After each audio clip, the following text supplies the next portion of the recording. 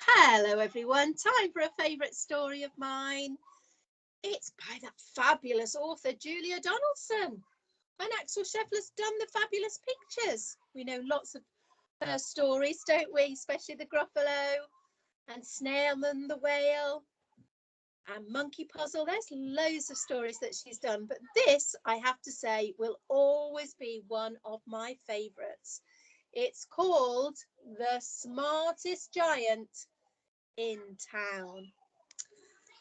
And the smartest giant is called George, and at the beginning of the story he really is rather glum. Glum means you're just a bit unhappy. So let's see how the story unfolds. You can tell George is a giant because he's even bigger than the houses. He's enormous, isn't he? He's so very, very tall. But there are people in the town that are the usual height, and George and some other friends tower above them, don't they? George was a giant, the scruffiest giant in town. He always wore the same pair of brown sandals. There, those on his feet. Look, sandals are the ones we wear in the summer, aren't they, that let the air in? And the same patched up old gown. I wish I wasn't the scruffiest giant in town, he said sadly. Oh, poor George. But one day, George noticed a new shop. It was full of smart clothes. Can you see him there in the door? Look, he fills the doorway, doesn't he? But he's got a smile on his face, so I think he's going to do some buying. So he bought, we've got a list here, a smart shirt, a smart pair of trousers, a smart belt, a smart stripy tie, some smart socks with diamonds up the side, and a pair of smart shiny shoes. He's going to look so smart after all this. Now I'm the smartest giant in town, he said proudly. Proudly is a great word. When you're really pleased with yourself because you've done something great, you can be really proud. We say that in school, don't we? Be proud of yourself. You've done really well. George left his old clothes behind in the shop. He was about to go home when he heard a sound. On the pavement, there you are on the path, look at the side, stood a giraffe. You can tell how tall George is. Look, it's the same height as the giraffe, which is one of the tallest creatures, isn't it? Probably the tallest creature in the world. And the giraffe was sniffing sadly. What's the matter? asked George. It's my neck, said the giraffe. It's so very long and so very cold. I wish I had a long, warm scarf. Oh, poor old giraffe with his chilly neck. What's George going to do? Cheer up, said George, and he took off his stripy tie. Oh, it didn't match my socks anyway, he said, as he wound it round and round the giraffe's neck, and it made a wonderful scarf. Oh, thank you, said the giraffe. And away George strode. And as he strode towards home, he sang to himself.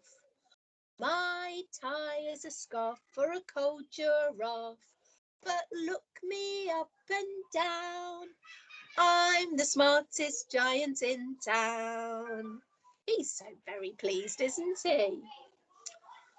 Well, George then came to a river. On a boat stood a goat who was bleating loudly. Ooh, what's the matter? asked George.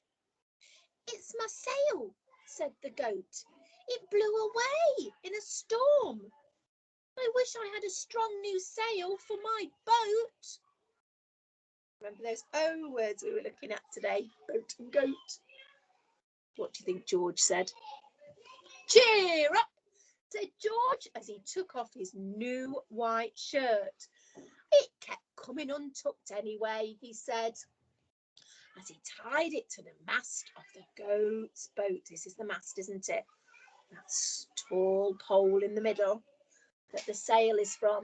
It made a magnificent sail. Love that word, magnificent. It means marvellous. Magnificent sail. Oh, thank you, said the goat. What if you can tell anybody at home they're magnificent today? Maybe after tea you might say, oh, that was a magnificent tea, Mum. Maybe you could tell, if you've got a brother or sister there, you might say, you're magnificent to me sometimes. And it will make them feel really proud. So George strode on, singing to himself. My tie is a scarf for a cold giraffe. My shirt's on a boat as a sail for a goat. But look me up and down, I'm the smartest giant in town. He's so thrilled, isn't he? Goodness gracious, look at these tiny creatures. Look how tiny they are compared to the really, really tall George. They seem so tiny, don't they? They're there by his shoes. George came to a tiny ruined house. Oh no. Beside the house stood a white mouse and lots of baby mice, and they were all squeaking. What's the matter? Asked George. It's our house, squeaked the mother mouse. It burned down, and now we have nowhere to live. I wish we had a nice new house. Well, what's on earth's George going to do about that? He's so helpful, he's bound to try to help. Cheer up, said George, and he took off one of his shiny shoes. It was giving me blisters anyway, he said, as the mouse and her babies scrambled inside. The shoe made a perfect home for them, just right. Thank you, thank you, thank you, they squeaked. And George looks still very happy, doesn't he, as he hops off home. He had to hop along the road, but he didn't mind. As he hopped, he sang to himself. My tie is a scarf for a cold giraffe. My shirt's on a boat as a sail for a goat. My shoe is a house for a little white mouse. But look me up and down, I'm the smartest giant in town. Well, he likes his singing. I'm not sure the other people do. How rude. He's having a lovely time singing his songs. Well, on his way home, next, George came to a campsite, and beside a tent stood a fox who was crying. Oh, what's the matter? Said George. It's my sleeping bag, said the fox. It dropped in a puddle. I wish I had a warm, dry sleeping bag. Oh, it must be rotten having to sleep in a wet sleeping bag, mustn't it? How uncomfortable. What is George going to do to help? We know he's a helpful sort. Cheer up, said George, and he took off one of his socks with the diamonds on the side. It was tickling my toes anyway, he said, as the fox snuggled into it. It made a very fine sleeping bag. Oh, thank you, said Fox. And George hopped along, singing to himself. My tie is a scarf for a cold giraffe. My shirt's on a boat as a sail for a goat. My shoe is a house for a little white mouse. And one of my socks is a bed for a fox. But look me up and down, I'm the smartest giant in town. And on he goes, helping people along the way. Where will he get to next? George came to a big squelchy bog. Beside the bog stood a dog. I hear a rhyme. Beside the bog stood a dog. What are the two rhyming words there? Dog and bog, you're right. And the dog was howling. What's the matter? Said George. It's this bog, said the dog. I need to get across, but I keep getting stuck in the mud. I wish there was a safe, dry path. What a problem, needing a safe, dry path. How on earth can George help? Cheer up, said George, and he took off his smart new belt. It was squishing my tummy anyway, he said, as he laid it down over the bog. It made an excellent path. Look how happy the dog is. Thank you, said the dog. Well, the wind started to blow, but George didn't mind. He hopped on singing to himself. My tie is a scarf for a cold giraffe. My shirt's on a boat as a sail for a goat. My shoe is a house for a little white mouse. And one of my socks is a bed for a fox. My belt helped a dog who was crossing a bog. But,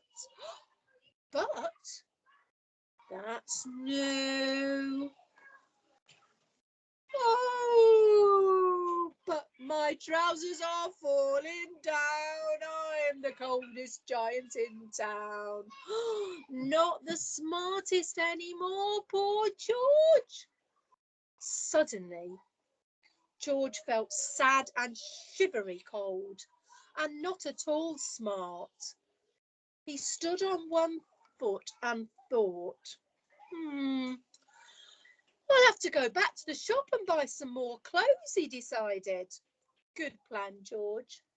So he turned around and he hopped all the way back to the shop.